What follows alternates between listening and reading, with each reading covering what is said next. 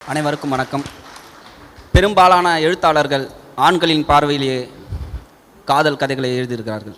ஆனால் தமிழ்ச்செல்வன் ஐயா அவர்கள் முழுக்க முழுக்க ஒரு பெண்ணின் பார்வையிலே ஒரு காதல் கழுதை எழுதியிருக்கிறார். வெயிலோடு போய் இரண்டே கதாபாத்திரம்தான், மாரியம்மாள், தங்கராசு. சிறு வயதிலிருந்தே தன் கிராமத்தில் முழுமையான பாசத்தோடும் அன்போடும் தன்னலமற்ற காதலோடு தங்கராசு மாமாவை காதலித்து வருகிறாள். ஆனால் தங்கராசுக்கோ ஓரிடங்களில்தான் அவளுக்கு விருப்பமாக இருக்கிறார்.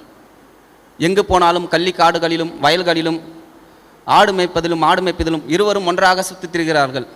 ஆனால் ஏதோ ஒரு காரணத்தினால் தங்கராசுக்கு அந்த காதல் விருப்பமில்லாமலே இருக்கிறது. எண்ணற்ற முறையில் தன்னுடைய வாழ்வியல் பொருளாதாரம் அடங்கிய நிலையிலும் காதலாகவே தன்னுடைய வாழ்க்கை முழுவதும் தங்கராசு என்றே நினைத்து வந்திருக்கும் மாரியம்மாளுக்கு பள்ளிக்கூடத்தில் ஒரு சம்பவம் நடக்கிறது.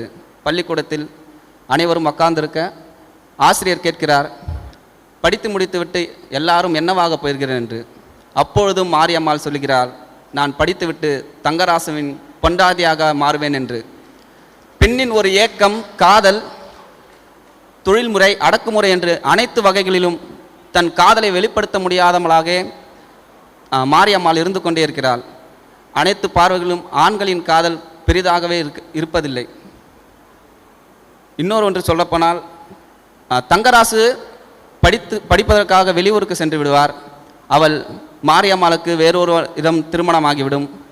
தங்கராசு வந்திருக்கிறார் என்று நினைத்து தன் பழைய காதலை வாழ்வோடு சுமந்து கொண்டு, திருமணமான பின்கும் தன் வாழ்வோடு சுமந்து கொண்டு, ஏதோ ஒரு ஓரையில் தங்கராசு மாமா வந்திருக்கிறார் என்று தன் மனதில் உள்ள ஈரங்களையும் காதல்களையும் ஓரமாக வைத்து தங்கராசை ரசித்து கொண்டு பார்த்திருப்பார். வேறொருவருடைய புருஷனாக இருந்த போதிலும் அங்கு அவளின் காதல் மிகப்பெரியதாக இருக்கிறது.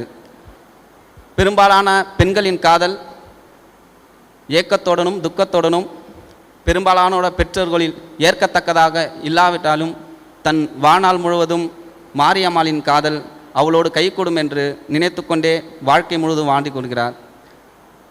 பொல்லல்ல பொருளல்ல தாக்கம் என்று கூறி விடைபெறுகிறேன். நன்றி, வணக்கம்.